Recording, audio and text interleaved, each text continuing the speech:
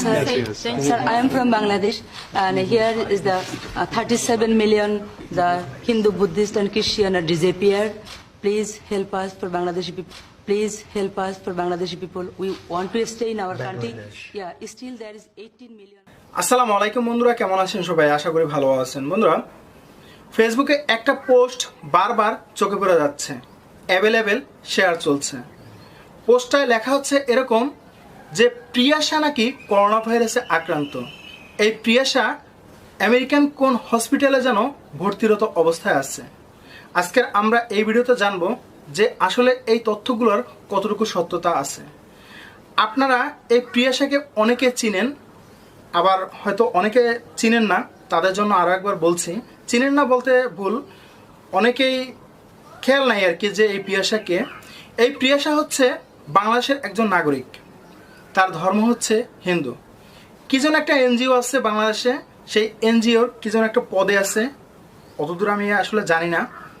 তারপর বলছি, তিনি বেশ কয়েক মাস আগে আমেরিকার প্রেসিডেন্টের কাছে গিয়ে আমাদের বাংলাদেশের মুসলমানদের বিরুদ্ধে বেশ কিছু অভিযোগ করছে।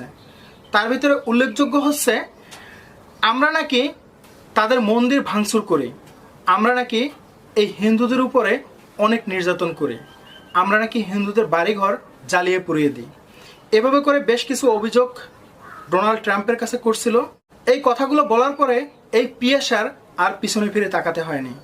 তিনি সেই আমেরিকার বাসিন্দা হয়ে গিয়েছেন, অর্থাৎ নাগরিক হয়ে গিয়েছে। তবে এই ধরনের পোস্ট যারা ফেসবুকে করছে তারা কিন্তু ডকুমেন্ট সহকারেই এই পোস্টগুলো করছে। আর সেই ডকুমেন্ট হচ্ছে ওয়াশিংটন পোস্ট ও বাংলা নিউজ ভারত, এরকম কিছু অনলাইন নিউজ পোর্টাল থেকেই তারা এই তথ্যগুলো পেয়েছে এবং সেগুলোকে কিন্তু ফেসবুকে অ্যাভেলেবেল শেয়ার করতেছে। বন্ধুরা, কিছু ঘটলে কিছু রটে। আপনারা জানেন আমেরিকায় কিন্তু প্রচুর পরিমাণ বাংলাদেশি তারা কিন্তু এই করোনা ভাইরাসে আক্রান্ত হচ্ছে। ইতিমধ্যে কিন্তু 26 জনের উপরে বাংলাদেশি সেখানে মারা গিয়েছে। আর এই করোনা ভাইরাসের প্রভাব সেখানে এত বেশি যে বর্তমানে বিশ্বের ভিতরে 1 নম্বরে আছে আমেরিকা। বন্ধুরা, তবে আমি অনেক খোঁজাখুঁজি করলাম এই বিষয়টা সত্যতা প্রমাণ করার জন্য। সেই ওয়েবসাইটগুলো আমি অনেক ঘোরাঘুরি করলাম, আসলে কোথাও আমি এমন একটা নিউজ দেখতে পেলাম না। যদি আপনারা কেউ এই ধরনের নিউজ পান অবশ্যই আমাকে একটু জানাবেন।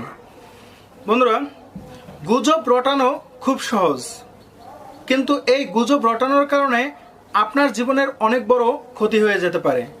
আর সেই জন্যই এই গুজব বন্ধ করতে হবে। হ্যাঁ, আপনার কাছে যদি অবশ্যই ডকুমেন্ট থাকে তাহলে ওই ডকুমেন্টের স্ক্রিনশট অথবা সেই লিঙ্কটাকে সেই লেখাগুলোর ভিতরে আপনি কপি পেস্ট করে দিতে পারেন, অথবা সেই স্ক্রিনশটটাও ওখানে আপনি দিতে পারেন সেই পোস্টের মাধ্যমে। যেহেতু বর্তমানে এই করোনা ভাইরাস নিয়ে কিন্তু অনেক ভয়াবহতা চলতেছে, আমাদের দেশে কিন্তু বিভিন্ন লোক বিভিন্নভাবে গুজব ছড়াচ্ছে, আর এই গুজবের কারণে কিন্তু অনেক ক্ষতি হবে। আপনারা জানেন ইতিমধ্যে কিন্তু আমাদের দেশের সরকার এই ফেসবুক এবং ইউটিউবের উপরে অনেক কঠোর নজরদারি রাখতেছে। যারা এই ধরনের গুজব ছড়াচ্ছে তাদেরকে অতি শীঘ্রই আইনের আওতাধীন করা হবে এবং তাদের চ্যানেল বা ফেসবুক পেজ ডিসমিস করে দেওয়া হবে। তাই অবশ্যই এইসব দিক থেকে, অর্থাৎ গুজবের দিক থেকে সাবধানে থাকবেন। আর যদি আসলেই এই ঘটনা যদি সত্য হয় তাহলে আমাকে একটু জানাবেন আর আপনার মতামত দিবেন। যদি এই প্রিয়াশাকে করোনা ভাইরাসে অ্যাটাক করে তাহলে আপনার অনুভূতি কি, এটাও একটু জানাবেন। আর যদি আপনারা আমার কথা জিজ্ঞেস করেন তাহলে আমি বলবো অত্যন্ত খুশি। বন্ধুরা, আজকের মতন এখানেই বিদায় নিচ্ছি। ইনশাল্লাহ দেখা হবে অন্য কোনো ভিডিওতে। আসসালামু আলাইকুম।